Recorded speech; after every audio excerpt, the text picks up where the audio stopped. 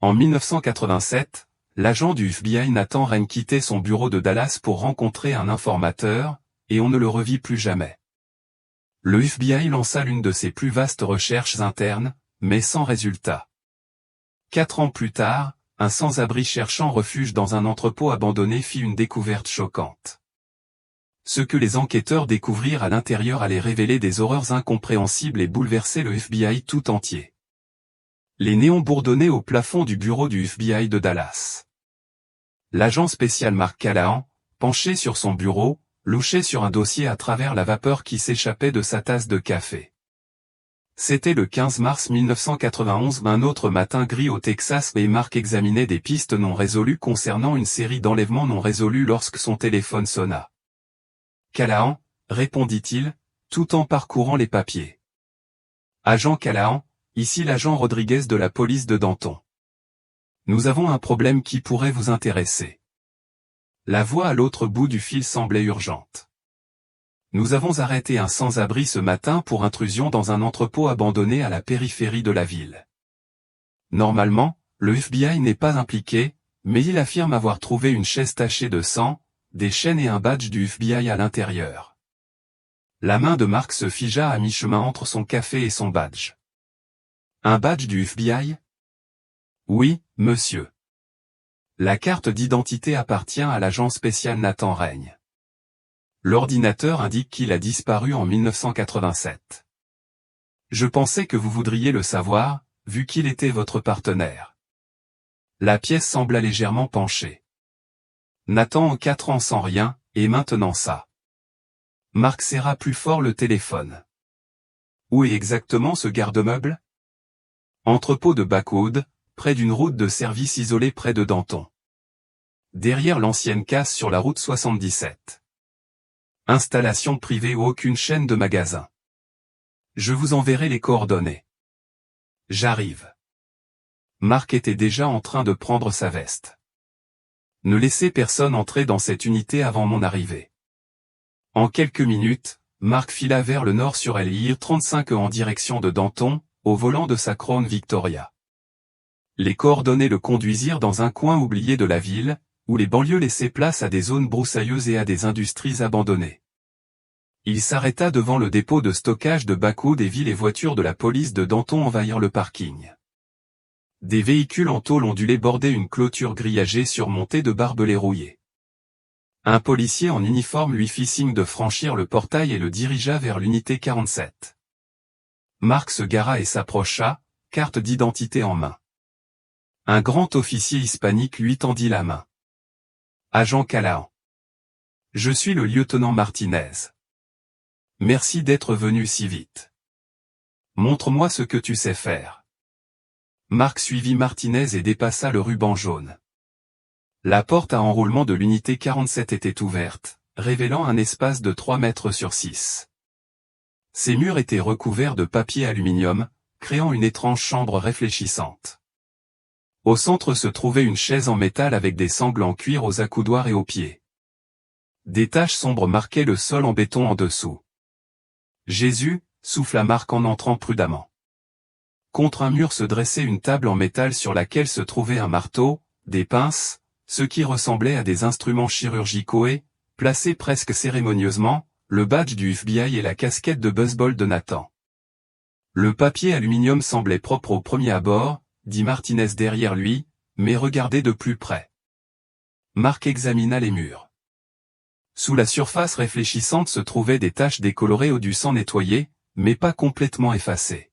« Parlez-moi de l'homme sans abri qui a trouvé ça », a demandé Mark en photographiant la scène. « Jérôme Miles », répondit Martinez. Il est arrivé au poste vers 7 heures du matin, complètement paniqué. Il a dit qu'il était entré par effraction pour chercher des trucs à vendre, mais quand il a vu tout ça... Martinez secoua la tête. Au début, le sergent de service l'a pris pour un fou. Mais quand il a mentionné le badge et la casquette du FBI, on a dû vérifier. Où est Jérôme maintenant? De retour au poste. On le garde, mais il ressemble plus à un témoin qu'à un suspect. Mark hocha la tête et continua à documenter. Le film bloquait les signaux électromagnétiques, la chaise était fixée au sol, les outils étaient disposés avec une précision troublante. Celui qui avait fait cela avait prévu d'utiliser la pièce pour une torture prolongée. « À qui appartient cette unité ?» demanda Marc. « J'y travaille », a déclaré Martinez. Le responsable de l'établissement est en train de récupérer les dossiers. Une voiture de patrouille s'est arrêtée et 2 agents ont escorté un homme d'une 50aine d'années, bien habillé, vers l'unité. Il marchait avec la démarche assurée d'un responsable habitué à diriger. C'est lui, le propriétaire. Un policier hocha la tête. L'homme s'approcha avec un sourire entendu. Clint Arroway. J'ai cru comprendre qu'il y avait un problème dans l'un de mes logements. Monsieur Arroway, je ne savais pas que vous étiez propriétaire de cet établissement, dit Martinez, légèrement décontenancé. Une propriété parmi tant d'autres, répondit Clint d'une voix doucereuse. Je suis promoteur immobilier. Ce dépôt est à moi depuis 8 ans. Il jeta un coup d'œil à l'intérieur, le visage blême. Mon Dieu, qu'est-ce que c'est que tout ça? Marc l'observait. Clint Arroway semblait sincèrement choqué, mais les apparences ne comptaient pas. Nous avons trouvé des preuves de crime grave ici, a déclaré Marc. J'ai besoin d'informations sur le locataire de ce logement. Bien sûr, dit Clint en sortant un porte-document en cuir de sa veste. Les relevés de bail, je les ai toujours sur moi. Voyons voir. Unité 47. Bail à Jonah Page. 5 ans payés d'avance, indexés sur l'inflation. Quand est-ce que ça a commencé? 1988, répondit Clint. Il a payé comptant, ce qui n'est pas inhabituel. Les locataires de garde-meubles sont souvent en instance de divorce ou de faillite. Marc prit des notes. Pouvez-vous décrire Monsieur Page? Homme blanc, la quarantaine, cheveux bruns grisonnants aux tempes. Intimidé, il semblait nerveux, mais c'est normal pour les locataires. J'ai besoin d'une liste de tous ceux qui ont loué ici, en particulier l'unité 47. Les dossiers détaillés se trouvent à mon bureau, a déclaré Clint. Je serais ravi de les récupérer. Le lieutenant Martinez prit la parole. Monsieur Arroway est bien connu à Danton, c'est un donateur respecté, il soutient l'association de bienfaisance de la police et gère des œuvres caritatives. Clint hocha la tête, la voix sincère. C'est horrible. Si quelqu'un a utilisé ma propriété pour ça, je veux qu'il soit arrêté autant que toi. Marc a décidé de l'accompagner. Allons chercher ses disques. Ils traversèrent des rues de plus en plus soignées jusqu'à la propriété de Clint à Danton Hills, une maison coloniale à 2 étages avec des colonnes blanches et des haies parfaitement taillées. Marc se gara dans l'allée circulaire, remarquant l'aménagement paysager coûteux et le garage pour 3 voitures. Clint le conduisit par une allée de briques jusqu'à une imposante porte vitrée. « Entrez, s'il vous plaît, dit-il en la déverrouillant. Mon bureau est juste par ici. » Marc le suivit, l'esprit en ébullition. Quoi qu'il soit arrivé dans cette unité doublée de papier aluminium, quoi qu'il soit arrivé à Nathan, les réponses se trouvaient peut-être chez ce promoteur immobilier nerveux, ou peut-être dans les archives cachées dans son propre bureau. L'avenir nous le dirait. L'intérieur était à la hauteur de l'extérieur, parquet ciré, moulures et œuvres d'art de bon goût ornant les murs. Clint le conduisit à travers un hall spacieux et un couloir menant à un bureau au rez-de-chaussée. La pièce était toute en bois sombre et cuir, avec des étagères allant du sol au plafond et un bureau massif en acajou. Le dossier de location devrait être quelque part ici, dit Clint en se dirigeant vers un grand classeur derrière le bureau. Je range tout par propriété et par année. Tandis que Clint fouillait dans les dossiers, le regard exercé de Marc balayait la pièce, scrutant les détails, ouvrages juridiques, revues immobilières, diverses distinctions civiques au mur. Mais ce qui retint son attention, ce furent les photos, des dizaines d'entre elles disposées sur le bureau et les étagères. Chaque photo montrait Clint souriant avec des groupes de femmes et d'enfants. Les décors variaient, certains en extérieur, d'autres dans ce qui ressemblait à des couloirs institutionnels. Le schéma était constant, des visages différents sur chaque photo, principalement hispaniques ou asiatiques, et de nombreux sujets semblaient mal à l'aise devant l'objectif. Mark prit une des photos encadrées sur le bureau. Une sacrée collection. Clint leva les yeux du classeur, le visage illuminé. Ah, ceux-là? Ils viennent de l'orphelinat que je parraine près de la frontière, la maison de la lumière renouvelée. On essaie d'offrir à ces enfants une vie meilleure, un nouveau départ en Amérique. Il reprit ses recherches, ajoutant, certains n'ont pas l'habitude de sourire pour les photos. Là d'où ils viennent, un appareil photo est généralement synonyme de papier d'identité, d'expulsion, ce genre de choses. Mark examina la photo de plus près. Une petite plaque sur le bâtiment en arrière-plan confirmait le nom. L'établissement semblait légitime, des locaux propres, des enfants bien nourris et la présence de Clint suggérait une implication régulière plutôt qu'une simple signature de chèque. C'est admirable, dit Mark en remettant soigneusement la photo à sa place. Peu de gens s'engageraient aussi concrètement dans une œuvre caritative. Eh bien, j'ai eu de la chance en affaires, répondit Clint en sortant un épais registre. Je crois qu'il faut donner en retour à ces enfants. Ils ont traversé tant d'épreuves.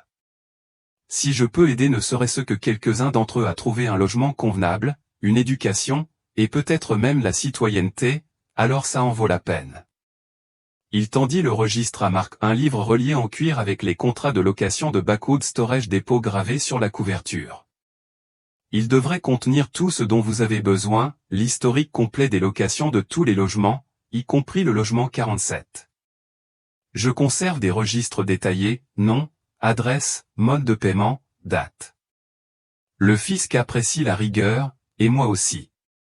Mark accepta le registre, en sentant son poids. Merci.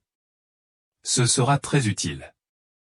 Je n'arrive pas à croire qu'une chose pareille soit arrivée dans l'une de mes propriétés, dit Clint en secouant la tête et en raccompagnant Mark vers la porte d'entrée. Ce local de stockage, il n'est pas dans le meilleur quartier, je sais. Mais j'essaie de maintenir des espaces sûrs et propres pour ceux qui en ont besoin. Dire que quelqu'un a pu le transformer en ce qu'il est devenu. Ils atteignirent l'entrée principale et Clint ouvrit la porte à Mark. Agent Callahan, n'hésitez pas à me contacter si vous avez besoin de quoi que ce soit, mon numéro de téléphone, mon numéro de bureau. Je veillerai à ce que vous ayez toutes mes coordonnées. Je souhaite coopérer pleinement avec la police et le FBI dans cette enquête. J'apprécie cela, monsieur Heroway, dit Mark en glissant le registre sous son bras. C'est le moins que je puisse faire, répondit Clint, l'air grave. Si quelqu'un a utilisé ma propriété pour commettre des crimes, surtout des crimes impliquant un agent fédéral, je veux qu'il soit traduit en justice. Ce genre de choses, ce n'est pas l'essence même de Danton. Nous sommes une communauté agréable ici. Mark hocha la tête et retourna à sa voiture. Il déposa soigneusement le registre sur le siège passager, puis quitta l'allée circulaire en marche arrière. En revenant vers le commissariat, il ne put se défaire de ses photos. L'action caritative auprès des orphelins était certes admirable, mais le nombre impressionnant de photos et la diversité des visages sur chacune le tracassaient. Pourtant, Clint Heroway s'était montré on ne peut plus coopératif. Le registre des locations fournirait des pistes, et peut-être obtiendrait-il enfin des réponses sur ce qui était arrivé à Nathan. Mark appuya sur l'accélérateur, impatient de plonger dans les archives et de voir ce que Jonah Page ou quel que soit son vrai nom avait pu laisser derrière lui dans les traces écrites. Mark arriva sur le parking du commissariat de police de Danton, le registre de location toujours posé sur son siège passager. Le bâtiment en briques d'un étage bourdonnait d'activité au plus que d'habitude pour un mardi après-midi. La nouvelle de la découverte du badge du FBI avait visiblement dynamisé tout le service. À l'intérieur, il trouva le lieutenant Martinez en discussion avec un inspecteur en civil près de la salle d'analyse des preuves. Par la vitre, Mark pouvait voir les techniciens photographier la chaise de torture sous plusieurs angles. Son cadre métallique et ses attaches en cuir étaient maintenant éclairés par des lampes d'inspection. Agent Callahan, le salua Martinez. Voici l'inspecteur Ray Sullivan. Il dirige l'interrogatoire. Sullivan, un homme trapu d'une quarantaine d'années aux cheveux grisonnants prématurément, serra la main de Mark. C'est une sacrée surprise de retrouver le badge de son partenaire comme ça. On a analysé la scène minutieusement. Cette chaise est envoyée à notre laboratoire pour analyse sanguine et prise d'empreintes digitales. Je veux parler à Jérôme Miles, dit Mark, le sans-abri qui a tout trouvé. Sullivan se gratta la mâchoire. On vient d'en finir avec lui il y a une vingtaine de minutes. Il est en cellule numéro 3, mais j'ai l'enregistrement complet et la transcription ici si vous voulez les consulter d'abord. Il brandit une chemise en papier craft et une cassette audio. Je prends les deux, dit Mark. Sullivan le conduisit à un petit bureau donnant sur le parking. Utilisez mon bureau. Je serai avec la police scientifique si vous avez besoin de quoi que ce soit. Mark s'installa dans son fauteuil de bureau usé et inséra la cassette dans le lecteur. Il ouvrit simultanément la transcription, suivant la voix nerveuse de Jérôme qui emplissait la pièce. L'interview commença par des questions classiques, nom, âge, depuis combien de temps il était dans la rue. Jérôme Miles, 53 ans, sans abri depuis 2 ans après avoir perdu mon emploi à l'usine Peterbilt, dit la voix enregistrée de Jérôme. Sa voix était rauque, probablement due à des années de tabagisme, mais ses réponses étaient cohérentes et détaillées. Je reste généralement dans le coin, dit Jérôme. Je change d'endroit chaque semaine pour éviter les ennuis des flics, Backwood Storage, l'ancienne casse, parfois les tunnels de drainage quand il fait froid. Avez-vous déjà cambriolé des garde-meubles, a demandé l'intervieweur. Ouais, je ne vais pas mentir. Parfois, les gens laissent des trucs sympas. J'ai vendu une boîte à outils une fois, et j'en ai eu pour une semaine de nourriture. Mais je n'ai jamais rien vu de tel que ce qu'il y avait dans ce logement. Mark a suivi la transcription, notant la cohérence de Jérôme. Puis une question sur la sécurité a été posée. Étiez-vous au courant de la présence de caméras de surveillance dans l'établissement? Des caméras? Non. Cet endroit est généralement désert, c'est pour ça que j'ai attendu. Non, à bien y penser, j'ai vu quelque chose de nouveau la dernière fois que j'étais en repérage. Une petite boîte au coin du bâtiment principal. Elle n'était pas là avant. Mark prit une note, puis son attention s'est aiguisée lorsqu'il a entendu l'échange suivant. Pourquoi avez-vous choisi l'unité 47 en particulier? En général, j'évite Backwood, pour être honnête, cet endroit me donne la chair de poule. Pourquoi donc? À cause des activités nocturnes. Je l'ai vu peut-être 4 ou 5 fois au fil des mois, des camionnettes qui s'arrêtaient à 2 ou 3 heures du matin. Des groupes qui sortaient, surtout des femmes et des enfants. Ils entraient dans certaines unités, restaient un moment, puis repartaient.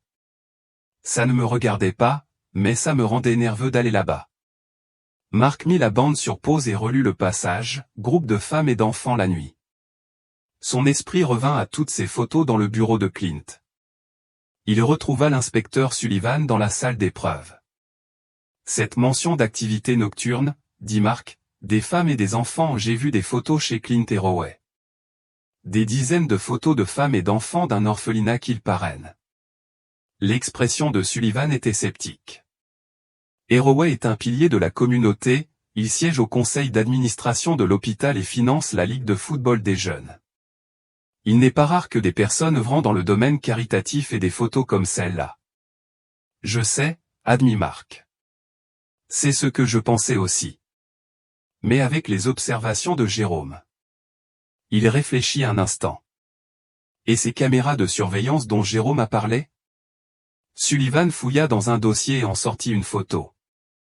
Les techniciens disent que ce modèle est sorti fin 1990 et des enregistrements VHS de qualité professionnelle.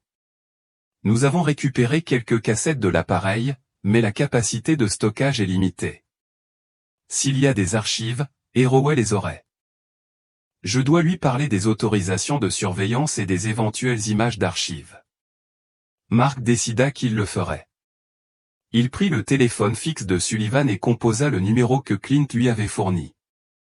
Après 6 sonneries, il tomba sur un répondeur. Il essaya le numéro fixe de Clint, mais le résultat fut le même. Il est parti il y a 40 minutes, dit Mark en raccrochant. Je vais y retourner pour voir s'il est chez lui. On a besoin de ces enregistrements de vidéosurveillance. Tu veux du renfort? Demanda Sullivan. Non, je recueille juste des informations, répondit Mark. Mais j'ai besoin que tu fouilles dans cette chaise de torture, numéro de série, fabricant, facture, tout ce qui pourrait nous indiquer sa provenance. Je l'utilise déjà, confirma Sullivan. C'est du matériel médical, il a fallu le commander spécialement. Mark se dirigea vers la porte, puis marqua une pause.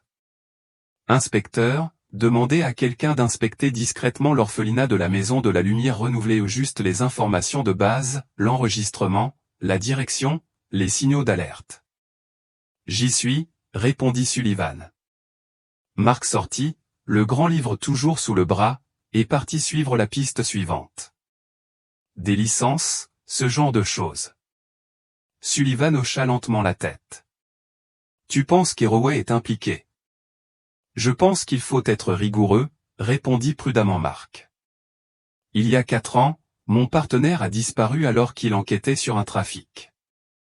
Et maintenant, son badge réapparaît dans une chambre de torture appartenant à un homme qui transporte régulièrement des femmes et des enfants. C'est peut-être une coïncidence, mais je dois en être sûr. Mark retourna chez Clint, essayant à nouveau de composer le numéro tout en parcourant les rues de la banlieue. Toujours pas de réponse. Le soleil de l'après-midi projetait de longues ombres sur les pelouses impeccables de Danton Hills, et Mark se demanda si Clint n'était pas simplement sorti faire une course. Mais en tournant dans la rue de Clint, il ralentit instinctivement.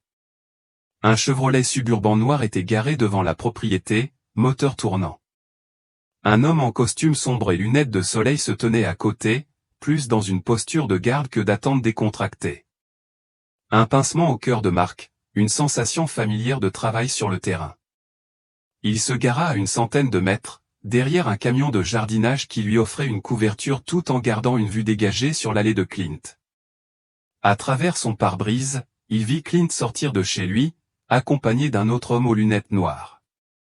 Même à cette distance, Mark vit la tension remplacer l'attitude habituelle de Clint, des gestes secs et agités. L'autre homme se tenait immobile, les mains jointes devant lui, tel un soldat à l'aise. Leur conversation dura moins de 2 minutes. Clint fouilla dans sa veste et en sortit une épaisse enveloppe Kraft scellée avec du ruban adhésif. Il la tendit à l'homme, puis désigna d'un geste la zone boisée derrière sa propriété, le pointant du doigt avec insistance. L'homme hocha la tête, prit l'enveloppe et retourna d'un pas rapide vers le SUV. Clint se tenait dans son allée, regardant le véhicule s'éloigner. Ce n'est qu'après avoir tourné au coin qu'il rentra chez lui. Mark resta figé un instant, pesant ses options. L'échange pouvait porter sur n'importe quoi, une transaction commerciale, des documents juridiques, des affaires de sécurité privée. Les hommes fortunés comme Clint avaient souvent affaire à des gardes du corps et à des détectives privés.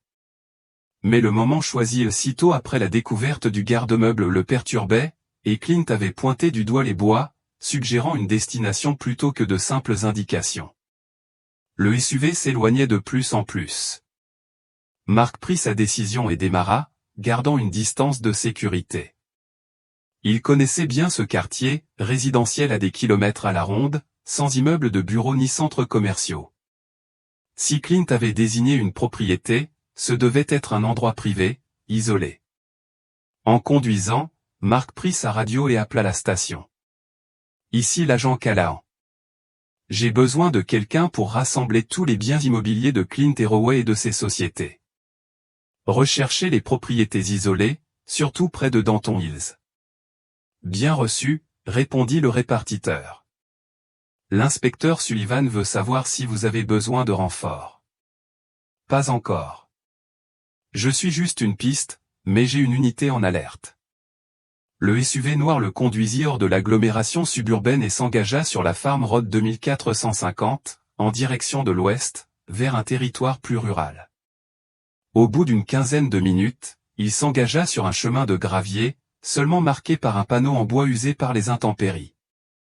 Mark ralentit, laissant le SUV prendre le dessus avant de le suivre. À travers les arbres, il aperçut un grand bâtiment, aux allures d'institution, avec ses murs en stuc blanc et son toit en tuiles rouges. En s'approchant, il distingua les inscriptions sur un panneau, « Maison de la lumière renouvelée, un refuge pour les enfants ». C'était le même orphelinat que celui des photos de Clint. Mark se gara à distance et regarda les hommes sortir du SUV. Ils marchèrent résolument vers l'entrée principale, celui qui portait l'enveloppe ouvrant la marche. Une femme d'âge mûr, vêtue d'une robe grise, apparut pour les accueillir, à en juger par son allure et ses gestes, elle semblait être la maîtresse de la situation. Elle accepta l'enveloppe des deux mains et fit une petite révérence respectueuse. Les hommes ne restèrent que quelques instants avant de regagner leur véhicule et de partir. Mark se sentait ridicule. Bien sûr, Clint enverrait des dons à l'orphelinat qu'il soutenait. L'enveloppe contenait probablement un chèque ou un don en espèces, et les hommes étaient probablement des agents de sécurité privés qu'il employait pour ces transferts. Pourtant, arrivé jusqu'ici, il décida d'aller voir l'établissement lui-même. Le bâtiment était plus grand qu'il n'y paraissait sur les photos, une vaste structure de plain-pied qui ressemblait à une ancienne école ou à un établissement médical. Mark se gara dans la zone visiteur et se dirigea vers l'entrée principale, son accréditation du FBI en main. La même femme qui avait accueilli les hommes ouvrit la porte. De près, il vit qu'elle avait peut-être 50 ans, des cheveux grisonnants tirés en arrière en un chignon strict et un regard vif et intelligent. « Puis-je vous aider ?» demanda-t-elle, son accent suggérant des origines d'Europe de l'Est. Mark montra son badge. « Agent spécial Mark Callahan, FBI. » « Ne vous inquiétez pas. Je ne suis pas ici spécifiquement pour l'orphelinat. Nous avons trouvé des preuves liées à une affaire dans une propriété appartenant à Monsieur Clint Arroway, et je me contente de suivre tous ces liens avec la propriété. » L'expression de la femme s'adoucit légèrement. « Oh, Monsieur Arroway, quel homme généreux. Je suis Madame Volkoff, la directrice. Entrez, s'il vous plaît. » Elle le conduisit à travers une zone de réception qui sentait le désinfectant industriel et dans un couloir bordé d'œuvres d'art d'enfants. « Monsieur Arroway a fondé cet orphelinat il y a 5 ans, expliqua Madame Volkoff en marchant. Nous prenons soin des enfants qui ont perdu leurs parents, dont beaucoup viennent de l'autre côté de la frontière. Nous les aidons à trouver une nouvelle famille et de nouvelles perspectives. » La visite fut brève mais complète. Mark découvrit des dortoirs avec des rangées de lits bien alignés, une cafétéria où quelques enfants prenaient leur goûter, et une petite salle de classe avec des manuels scolaires obsolètes. Tout semblait propre et ordonné, quoique quelque peu austère. Le bâtiment paraissait plus petit à l'intérieur que son extérieur ne le laissait penser, comme s'il n'était pas entièrement utilisé. « N'hésitez pas à jeter un coup d'œil, » dit Madame Volkoff en retournant à la réception. « J'ai rendez-vous avec des donateurs, ils viennent d'arriver. On vous apportera du café si vous voulez patienter. » Mark regarda un groupe d'hommes bien habillés entrer et suivre Madame Volkoff vers ce qui semblait être un service administratif. Il s'installa sur l'une des chaises usées de la salle d'attente, étudiant les affiches de motivation défraîchies au mur. Quelques minutes plus tard, une adolescente apparut, portant un plateau avec une tasse de café. Originaire d'Asie du Sud-Est, elle avait de longs cheveux noirs et un regard inquiet. Ses mains tremblaient légèrement lorsqu'elle posa la tasse sur la table. « Êtes-vous de la police ?» demanda-t-elle doucement, son anglais fortement accentué. « FBI » dit doucement Mark en montrant à nouveau son badge. « Merci pour le café. » La fille jeta un rapide coup d'œil par-dessus son épaule, puis le regarda de nouveau. « Ça va, ça va. Je suis nouvelle, quelque chose, balbutia-t-elle. Mark se pencha en avant. « Depuis combien de temps es-tu ici ?» « 2 semaines seulement, » répondit-elle en se tordant les mains. « J'ai 18 ans. Je m'appelle Dara de Rapov, je viens du Cambodge. » Mark trouvait étrange qu'un orphelinat accueille une jeune fille de 18 ans, bien au-delà de l'âge normal d'adoption. « Tu vas bien, Dara ? Tu as l'air effrayée. » Elle regarda de nouveau derrière elle, s'assurant qu'ils étaient seuls, puis, dans un élan de parole, murmura, « Ils ont emmené mon amie la semaine dernière, des gens sont venus la chercher, elle et d'autres enfants. S'il vous plaît, aidez-la. » Le pouls de Mark s'accéléra. « L'emmener où ? » « Je sais où, » murmura Dara avec urgence. Ils m'ont emmené aussi, mais ils ne m'ont pas choisi. Ils m'ont renvoyé. Ils disent que je dois accoucher cette semaine, faire, pourquoi, je ne sais pas. Les autres enfants disent ce n'est pas bien quand ils disent faire. S'il vous plaît, j'ai peur. Aidez-moi. Avant qu'il puisse répondre, un employé apparut dans l'embrasure de la porte. Dara, viens, tu as des corvées. Le visage de la jeune fille pâlit. En fait, je discutais justement avec Dara de l'emmener manger une glace, dit Marc en s'approchant. Elle m'a dit qu'elle n'était jamais allée dans un glacier américain. L'employé fronça les sourcils. Elle a mangé de la glace la semaine dernière. Je suis l'agent spécial Callahan, du FBI, dit Marc en montrant à nouveau son badge. Je m'intéresse personnellement à Dara, cette fille brillante. Je pense qu'elle a de l'avenir. À ce moment-là, Madame Volkov sortit de sa réunion, suivie du groupe de donateurs. Ils observèrent Marc avec un intérêt soupçonneux en passant. « Que se passe-t-il ici » demanda Madame Volkov, remarquant l'attention. Marc expliqua son invitation à manger une glace, en gardant un ton léger. Madame Volkov pinça les lèvres. « C'est très irrégulier. Nous avons des procédures. » Bien sûr, dit Marc d'une voix douce.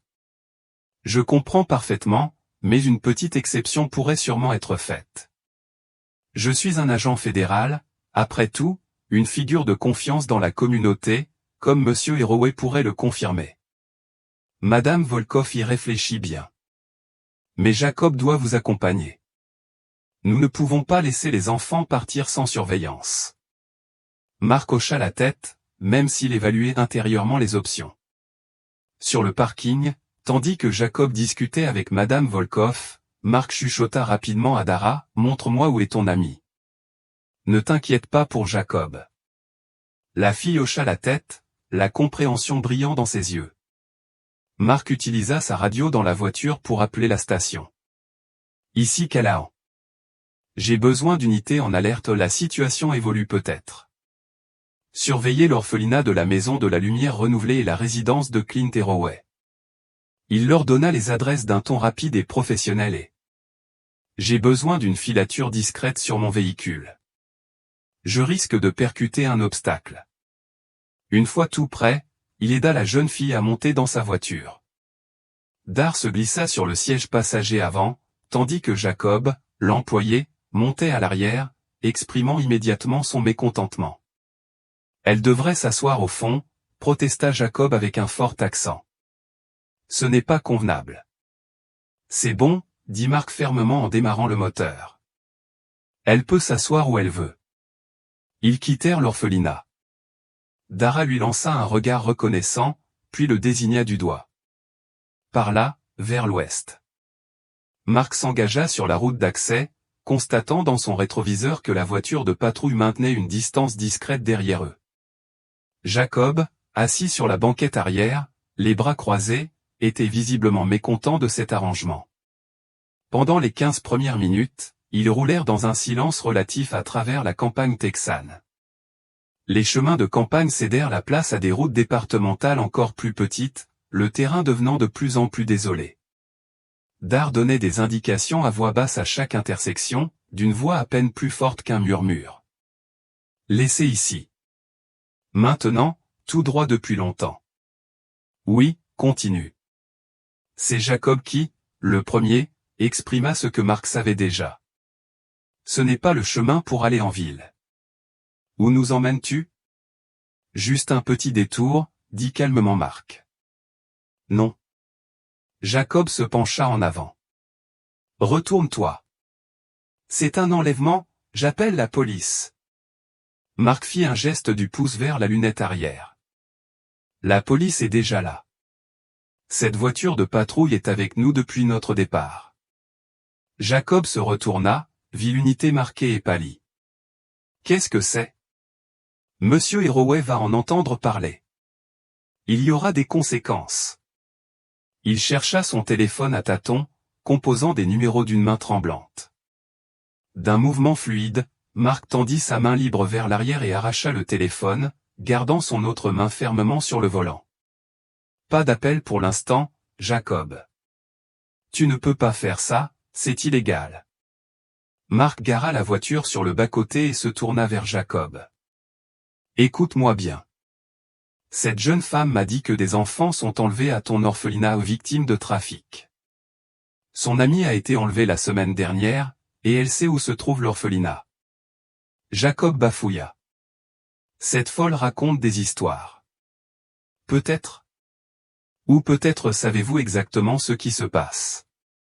Voici votre choix, vous pouvez nous aider, nous dire ce que vous savez, coopérer pleinement, et la police et moi ferons en sorte que le tribunal sache que vous avez contribué au sauvetage de ces enfants.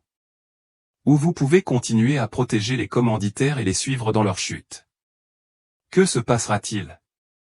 Le visage de Jacob passa par plusieurs émotions, colère, peur, calcul. Finalement, ses épaules s'affaissèrent. Je travaille là-bas, c'est tout.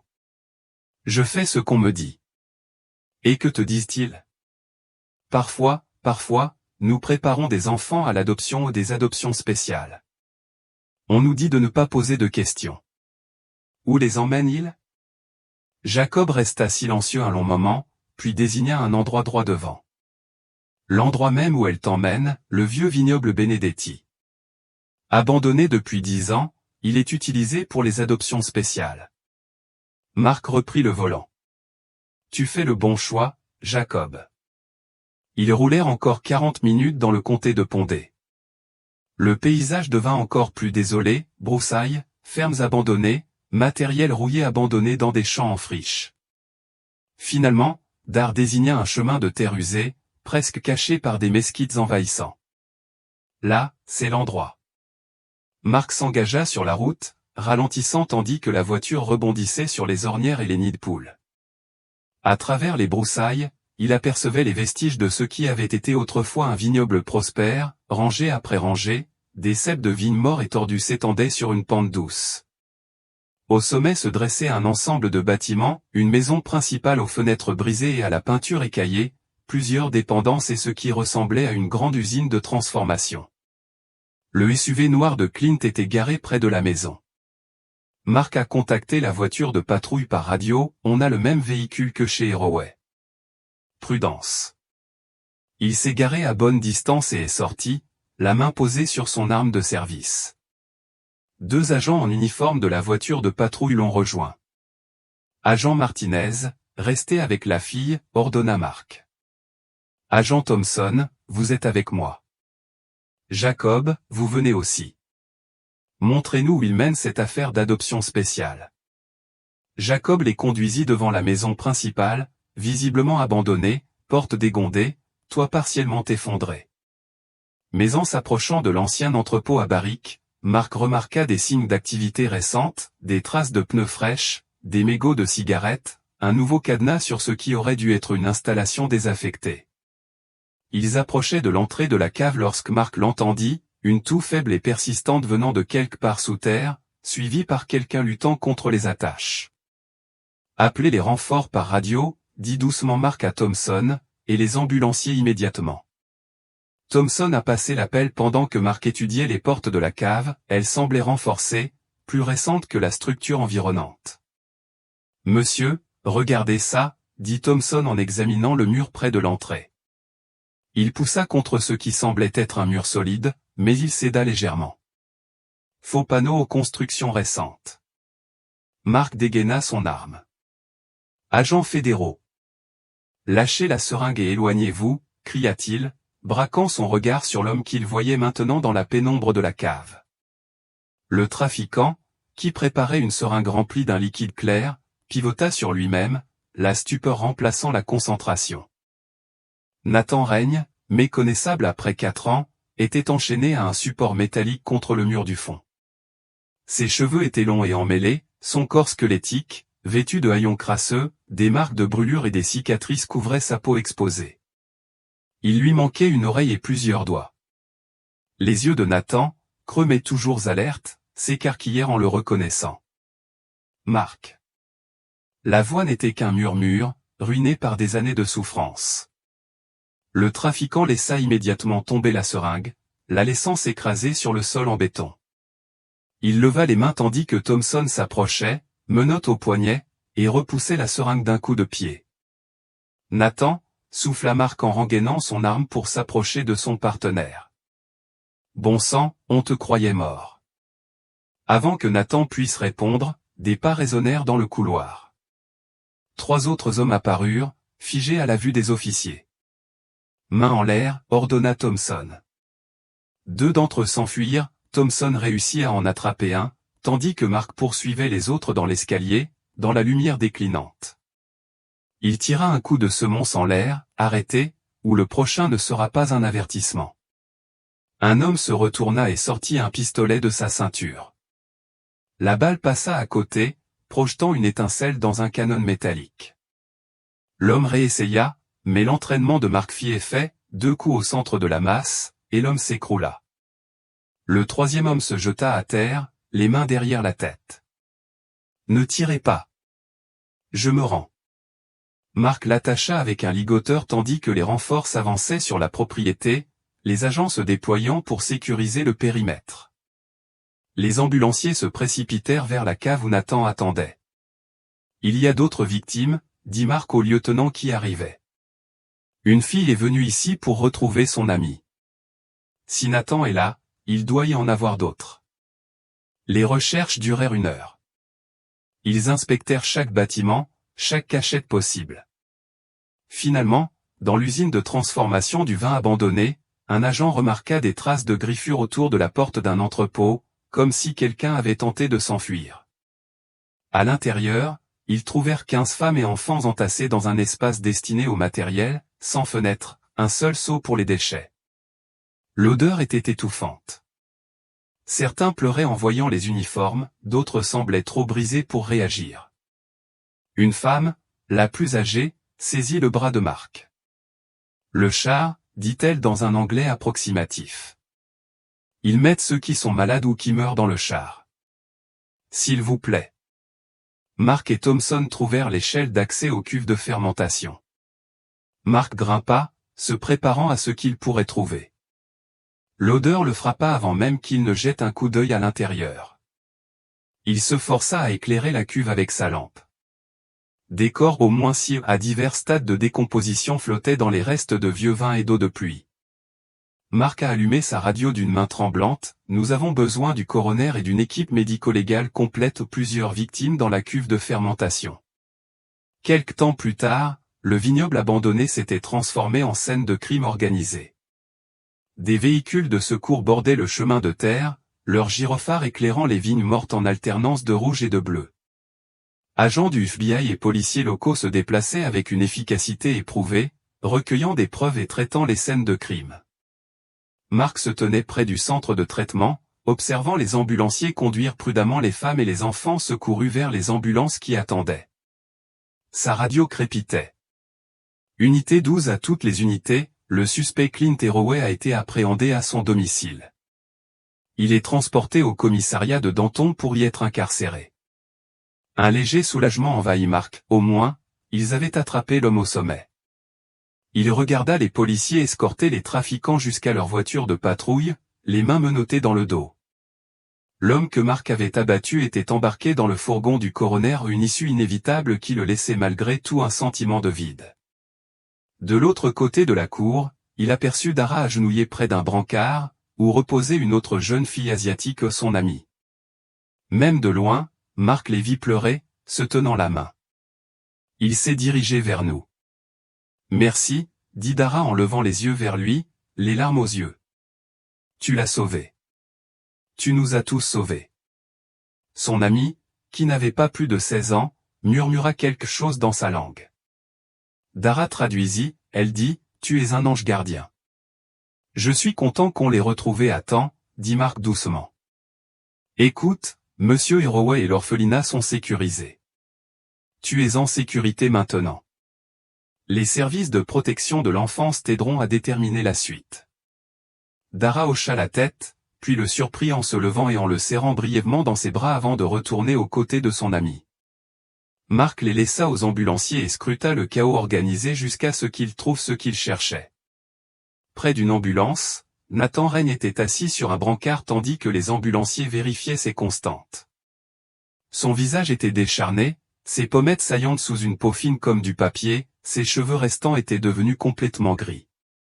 C'est son expression qui frappa le plus Marc, non pas le soulagement ou la joie, mais quelque chose de plus proche du désespoir. Marc s'approcha lentement, ne voulant pas le surprendre. Nathan ? Son ancien partenaire leva les yeux et tenta un sourire qui n'atteignit pas ses yeux creux. Et, Marc. Un sacré sauvetage, hein ?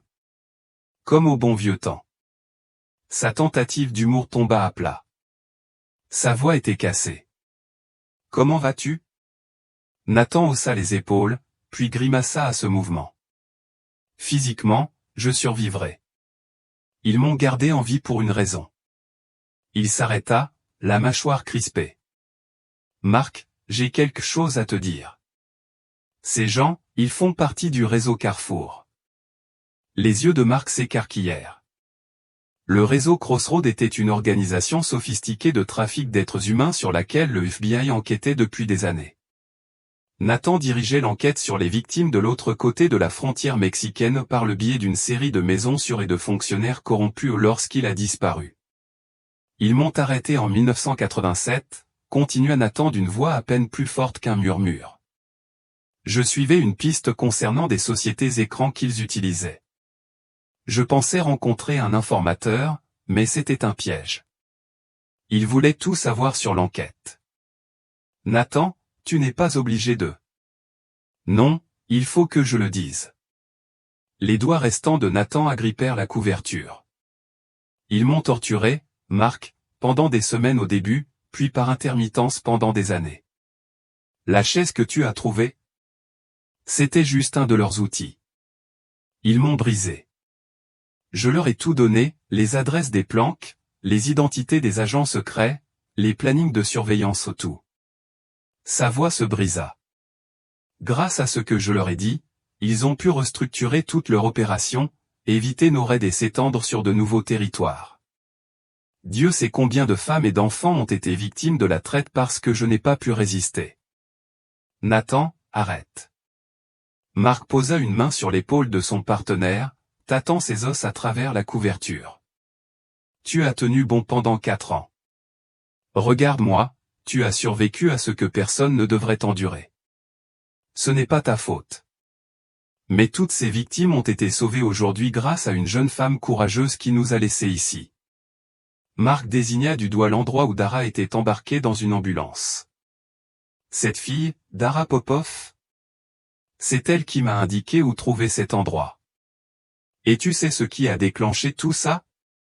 Un sans-abri nommé Jérôme Miles s'est introduit dans ce garde-meuble et a trouvé ton badge. Il aurait pu le mettre en gage, mais il a préféré aller voir la police. Les gens s'entraidaient, Nathan, c'est ce qui a résolu cette affaire. Ce n'est pas ce que tu as fait ou pas sous la torture. Nathan leva brusquement les yeux. Quelqu'un a trouvé la salle de torture ce matin. Ils y ont déplacé tes affaires, pensant probablement que personne ne fouillerait dans un garde-meuble quelconque.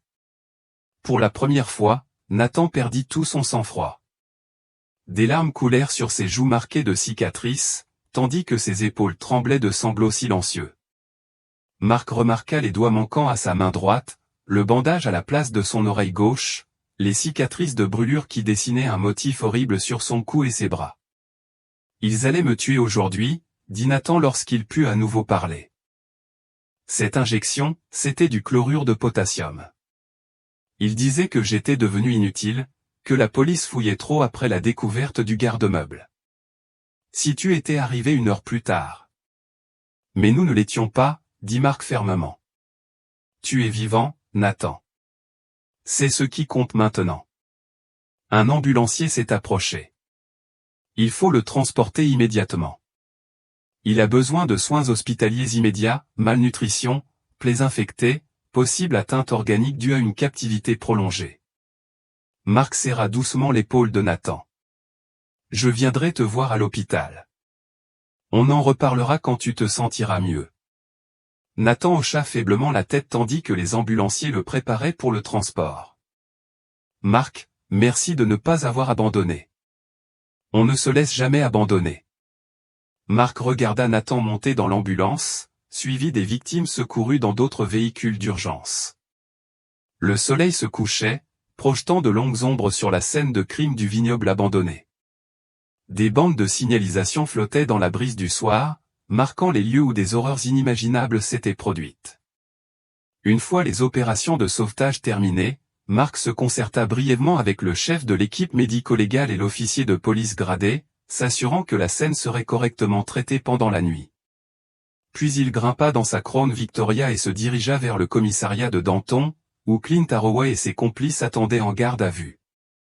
L'horloge du tableau de bord indiquait 18h47 tandis qu'il retournait vers la ville, le paysage rural cédant à nouveau la place à la civilisation.